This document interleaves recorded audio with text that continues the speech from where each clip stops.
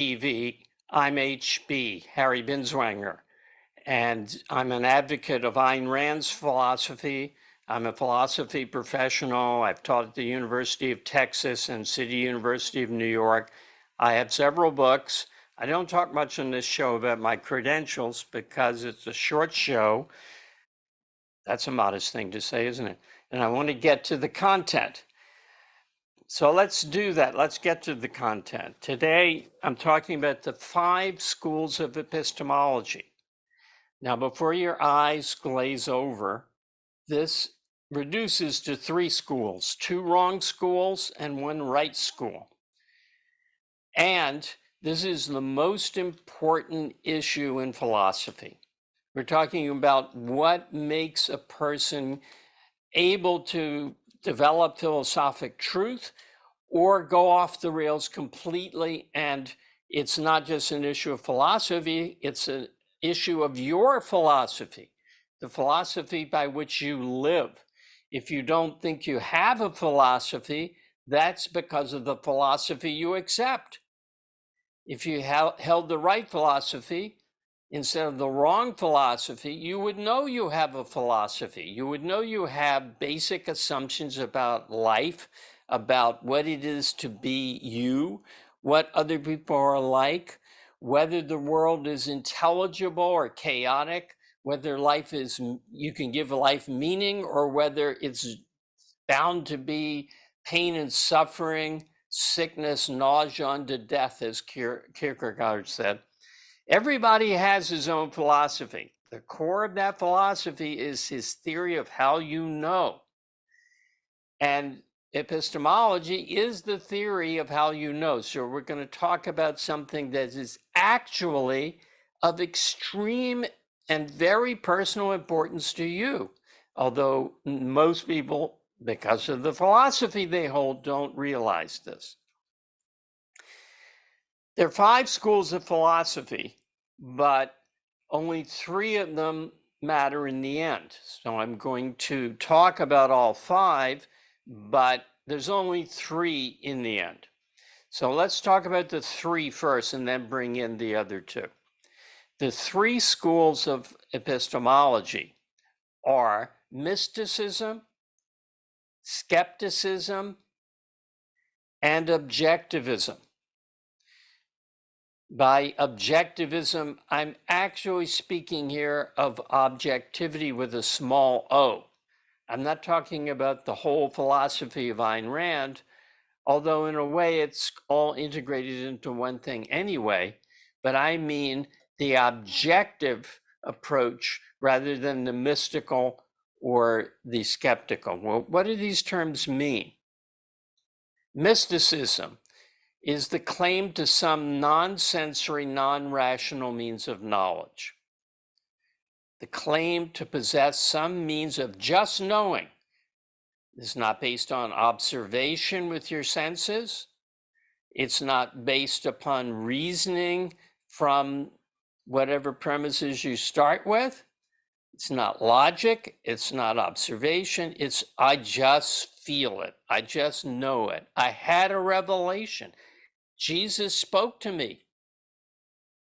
Really? How come he didn't tell you the things you actually need to know rather than the things you think he told you? So some form of knowing know-how is what mysticism is. I had an idea, it just came to me. I know it's true, I feel it. That's mysticism. Skepticism is the view that there is no knowledge. There's no facts that are certain. There's nothing that's even probable, because if you don't accept certainty, you can't distinguish degrees of probability. So skepticism is the doctrine man knows nothing. Unfortunately, that means, since I'm a man, I know nothing. So if I know nothing, I shouldn't say anything. I shouldn't act. Except I guess I wouldn't know that either. There was a Greek skeptic named Cratylus who the Greeks were very consistent in ancient Greece, right? About 400 BC. Cratylus decided that because he couldn't know anything, he was going to stop speaking. And he did. The Cynics were a branch, not, the common sense, common modern sense of cynics. There was a branch of philosophers called cynics, and it comes from the Greek word for dog. They were so convinced that human existence was no better than animals that they crawled around on all fours like dogs and lapped rainwater out of puddles. So if you wanted to be a consistent skeptic, you could not advocate anything. You could not say anything. You could not walk around a hole in the ground. You could not know what you're doing, or you couldn't know anything. You'd be like a plant. So skepticism is actually not a theory of epistemology, but mysticism is actually not a theory of epistemology. Why not? A theory of epistemology tells you how to acquire knowledge. So mysticism says it just comes. You don't need a methodology. Skepticism says you can't get it. There is no method because it's unattainable. So for mysticism, think of the science of oil drilling. Tells you how to drill for oil, where oil is likely to be found, how to maintain your machinery. Now, suppose somebody says, no, oil just comes. You don't have to drill for it. It just comes. Well, there would be no science of oil, petroleum engineering for him.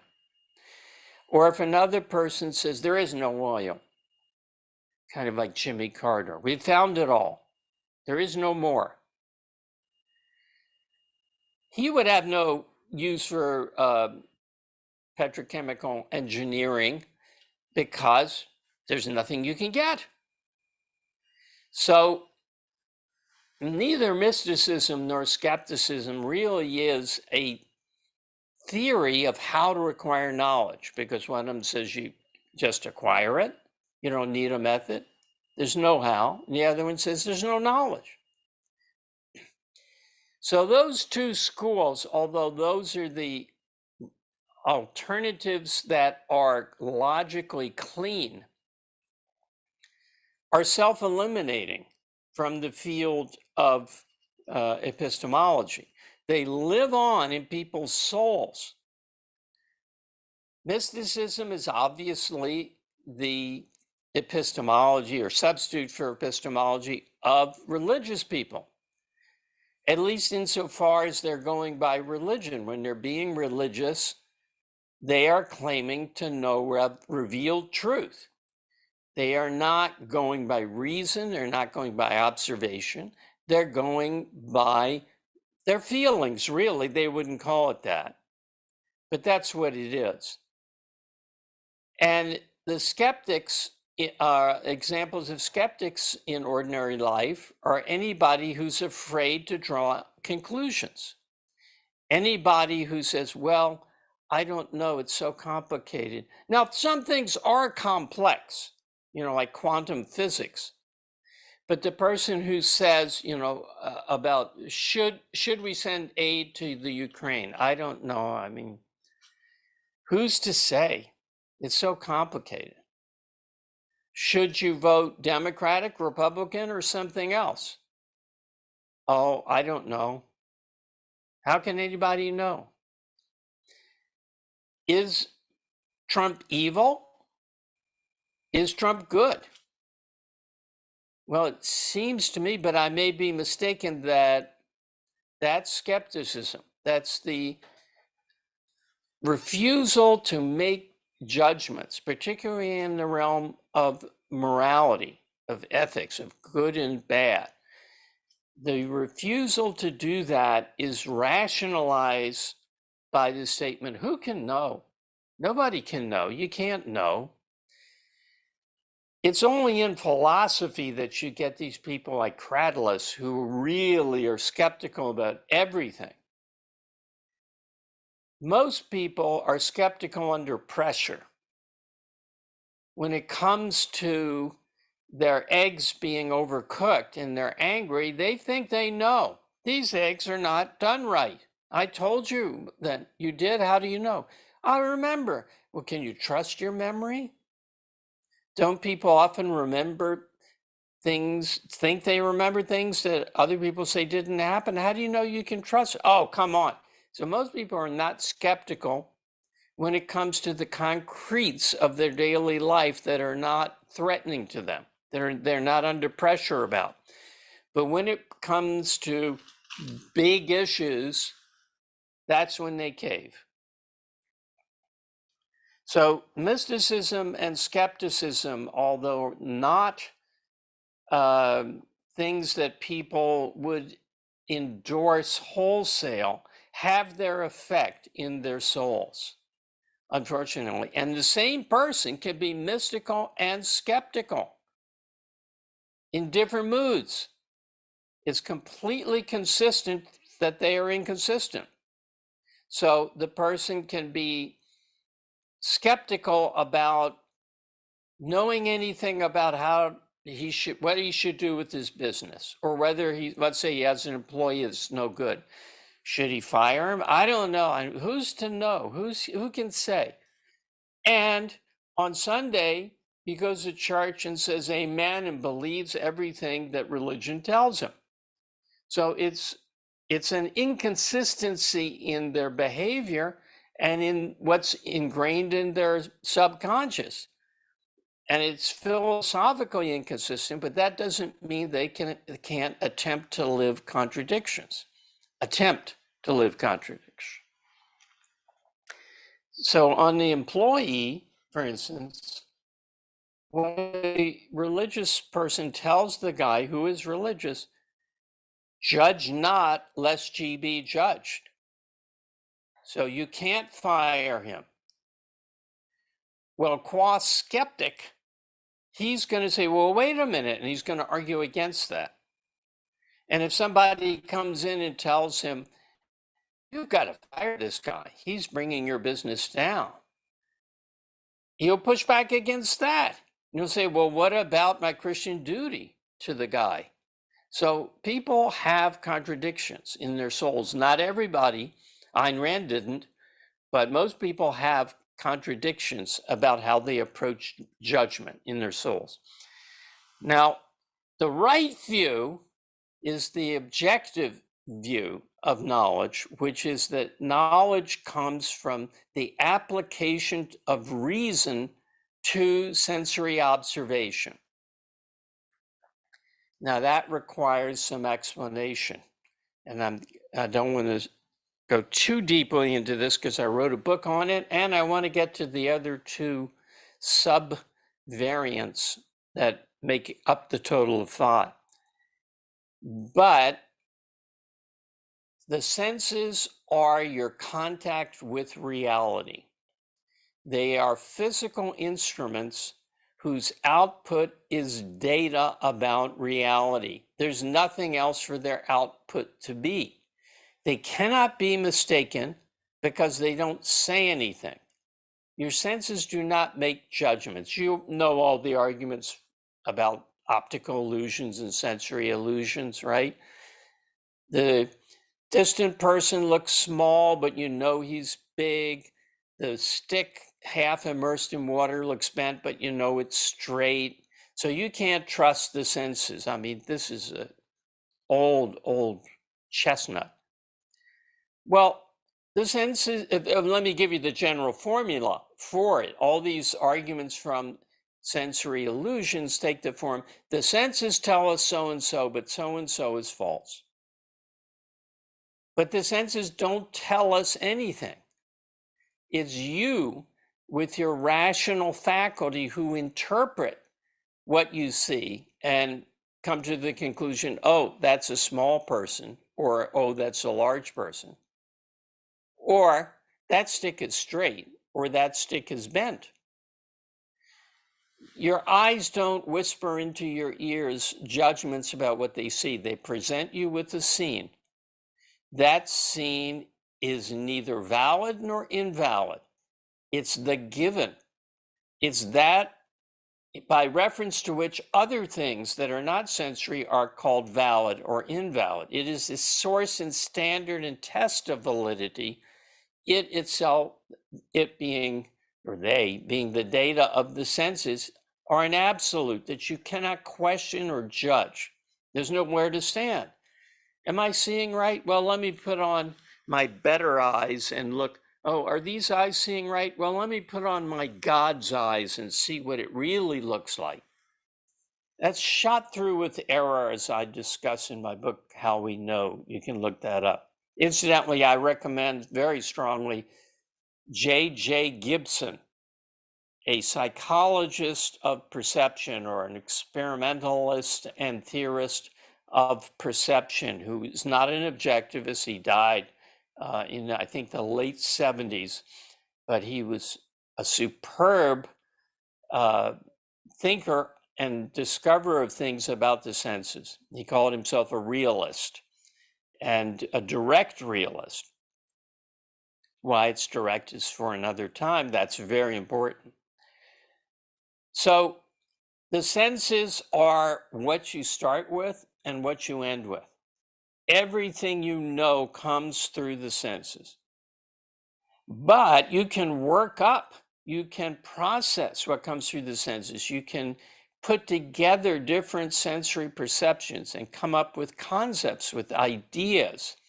Ideas are the other part of an objective theory of knowledge. The senses aren't objective or non-objective. They just are. It's like salt. Is salt objective or subject? It's just salt.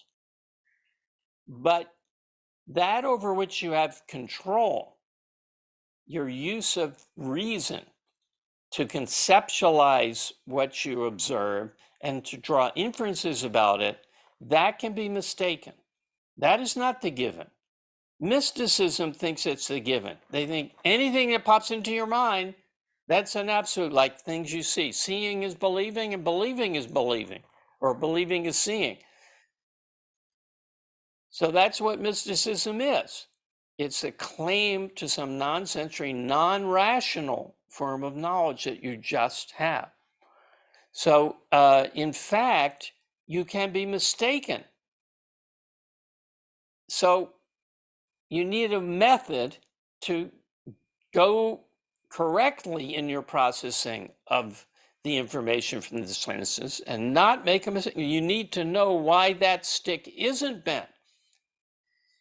It looks the way that bent sticks look out of water, but it isn't bent. That look is not something that justifies the conclusion this stick is bent, because water refracts light and you're seeing a different speed of light coming out from the submerged part and the unsubmerged part. Incidentally, if you think this is a mistake of the senses, consider the fact that a photograph would show exactly the same thing that your eyes are seeing. It's not a mistake. It's not, the senses don't do anything wrong. You have to understand what's happening to the light there. So you can be mistaken in your judgment, in your interpretation, in your conceptualization, in your thinking, in your inference, in your functioning on the conceptual level. Why can you be mistaken? Because you make choices. You don't choose how you see. What's in front of you, if your eyes are open, you see. But you control the conclusions that you reach. And as anybody who does puzzles knows, like Sudoku or Suko, you can be mistaken. You can make a wrong inference. Everybody doesn't always get 100% on every test they take. It is possible to be mistaken. I hope that doesn't shock you. So the use of reason needs a standard and a guide and a method You need to know how to judge your own judgments. And that's what the theory of epistemology tells you. The objective theory of knowledge says that knowledge is an objective mental process. Knowledge is an objective mental product that's formed by using the right materials, working them up in the right way. Basically, it consists in integrating the evidence into the total sum of your knowledge, of your prior knowledge, all of it traced back to sensory observation. We're in luck because your first conceptual functioning and your first inferences cannot be mistaken. You can't be mistaken when you learn the term dog. Even if you think it applies to any four-legged creature, you're just using the term dog in a different way from the people in your society. Is not a mistake. So little children don't say dog, dog, and then think that a potato is a dog or the sky is a dog. The first simplest elements of the conceptual level are infallible too. Even the first inductions, when you see the rainfall and the ground get wet, to use someone else's example, you can't be mistaken about thinking rain wets the ground. There's no possibility of error there. I don't care what kind of thing you rig up to deceive the kid. You can't be mistaken. There's not enough elements there to be mistaken. So mistake comes in when you get a little more sophisticated, when you form concepts from other concepts, when you form inferences from other inferences, when you start to have multiple processes of knowledge, something can go wrong. You can perform step 16 too early. It should have come after step 15, but you did it before step 15. You can do things like that. Actually, my whole book is about what are the mistakes and how you can avoid them. My book, How We Know, which is on epistemology. So knowledge is an objective mental product that comes from the application of logic to sense perception, to what you observe. The application of logic to sense perception. Now that gives rise to the other final two, the point I just made gives rise to the final subvariants of mysticism and skepticism. A less extreme form of mysticism is rationalism. Ultimately, it reduces to mysticism. But rationalism is the attempt to have logic without perception. Logic without perception. And I said it's the application of logic to perception. For instance, I was just reading yesterday in Morris Kline's book, Mathematics, the Loss of Certainty. In chapter 9, the second sentence is about the clarity that came in mathematics in 1900. They had finally recognized the need for undefined terms. Undefined terms. Now, those undefined terms, which a mathematician would never admit, are terms from sense perception. Mathematics, like everything else, is based upon sensory observation. What kind? Well, this is more than this. And this, I'm holding up three fingers now if you can't see them, is this much more than this, Three is one more than two. Those are sensory observations. They're not deduced from anything. They're observed. There's a lot of inductive bases for mathematics, but mathematicians are rationalists. They believe that mathematicians, not every single one of them, only 99.999% of them, They believe that mathematical truth is reached by logic apart from observation. That quote from Kline is an example of that. Rationalism is deduction from a floating abstraction. You start in midair and then you deduce downward. Like Ayn Rand's made up example of rationalism. A rationalist might announce this: since man has only two eyes, he can only see two things. The senses are wrong. We think we see many things, but you can't because you have only two eyes. It's impossible to see more than two things because you have only two eyes. And in her version of it, two subsequent schools arise. Those that said there are really no more than two things. We can trust our eyes because there are only two things. We can't trust our eyes, sorry. We can trust their reason because there are only two things. And another school says, no, we actually have many, many eyes. You can't trust what you see in the mirror. We must have many, many eyes because we see many things. I mean, this is a joke, of course. But rationalism is rampant in the history of philosophy. Plato is the arch rationalist, although his predecessors, two famous predecessors, were also arch rationalists. Anyone who says, well, observation isn't necessary, I deduce in my head, like string theory in physics, is an example of rationalism.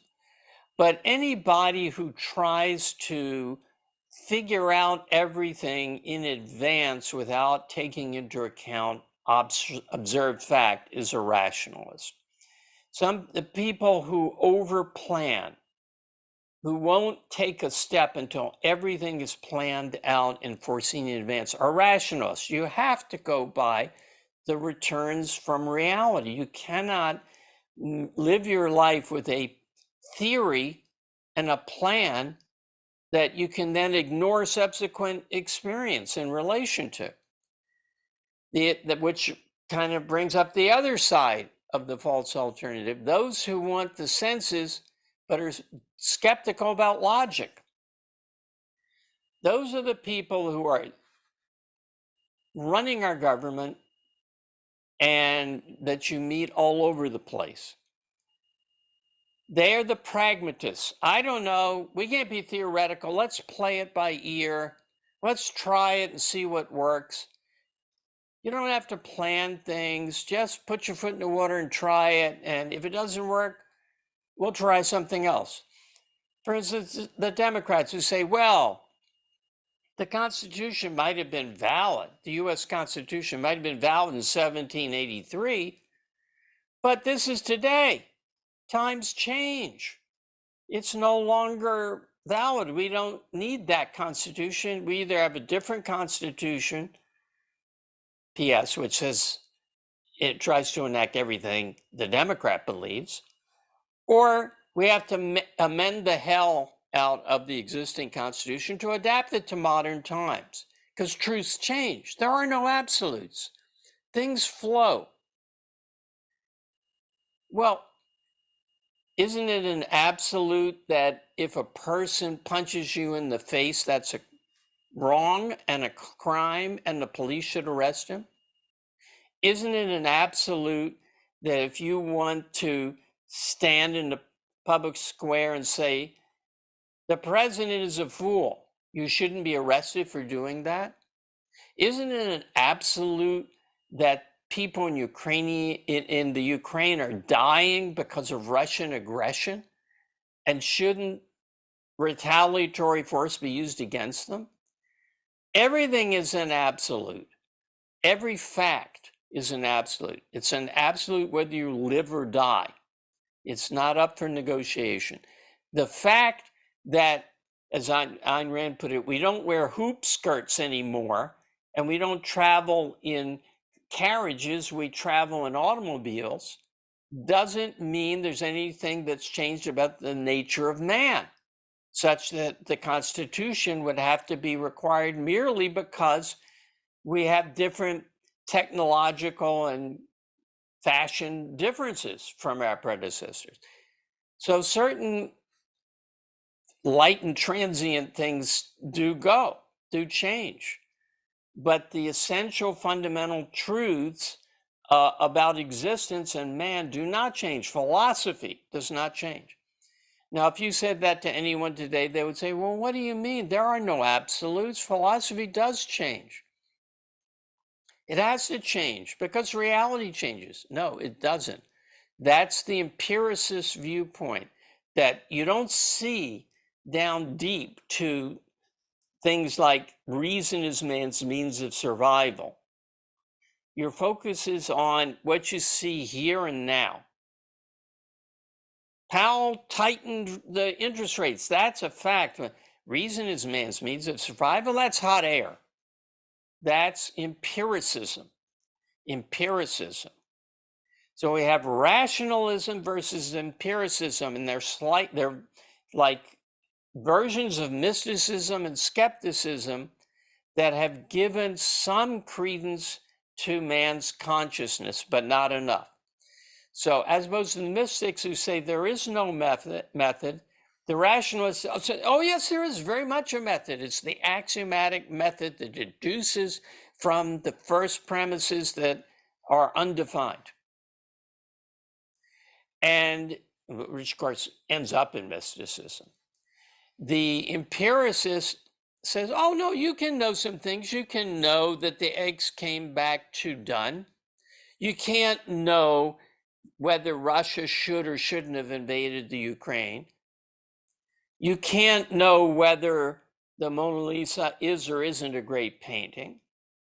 You can't know whether there are really two genders and transsexual operations are wrong. You can't know anything big, right? But if you stick close to the here and now, my eggs are overdone, that you can know. Now, if you press them, they'll say, well, I guess even that could be mistaken, really. But their tendency is today's news, what I see now here, I can go by that sort of, but don't hit me with any of this big theory. We don't know. The villains in Ayn Rand's novel Atlas Shrugged are frequently found to say, don't be theoretical when caught in a logical contradiction. We've got to be practical. Don't be theoretical. The whole theory-practice dichotomy is an expression of the false alternative of rationalism versus empiricism. Theory is rationalistic and practice is empiricistic. But the answer is theory has to work in practice, and it will if it's a correct theory. And practice can't be practice unless you have a theory about what it is that you're doing, what you're trying to achieve by it, and how this fits with the whole of your knowledge. So there's no out of context knowledge for a conceptual being. That's the empiricist era. And there's no arbitrary first starting points, which is the era of the rationalist. Deduction.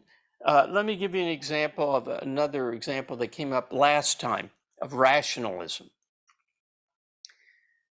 I was asked a question, if the individual is the only bearer of rights, what about Siamese twins? They're not an individual, there's two of them, so they can't have rights. Now that's a good example of trying to apply concepts in a way that ignores observation. The observed fact is that there are two people joined. Each has rights.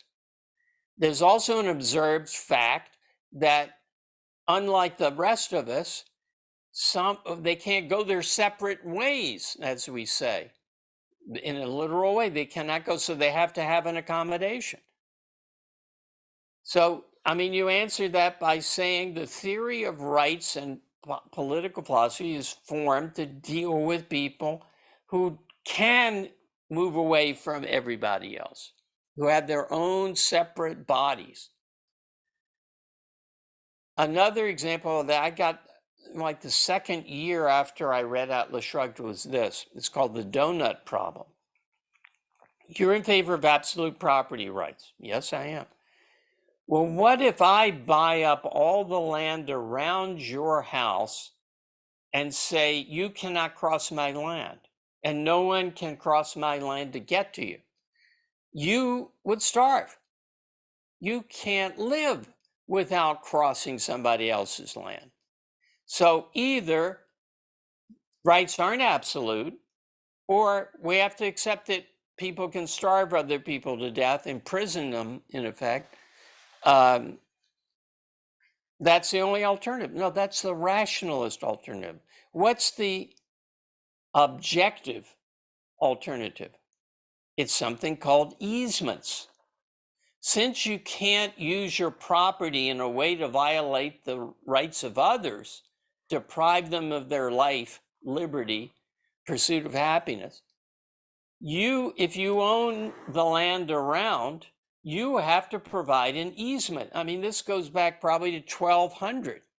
It's in the English common law, the rights of easement, meaning the right to cross your land in another person's land in a peaceful way, because your land cannot communicate with others without doing that. That's well known. That's well established. There's plenty of law on that. But the rationalist doesn't think of that. He doesn't think of, well, wait a minute, the right to property cannot trump the right to life. See, in the cruder case, you'd probably see it. If I said, well, this is my knife, you can't interfere with it, so I'm going to stab it in your breast and kill you, and that's a use of my private property. No. Your right to property ends where somebody else's property begins or where their right to life begins.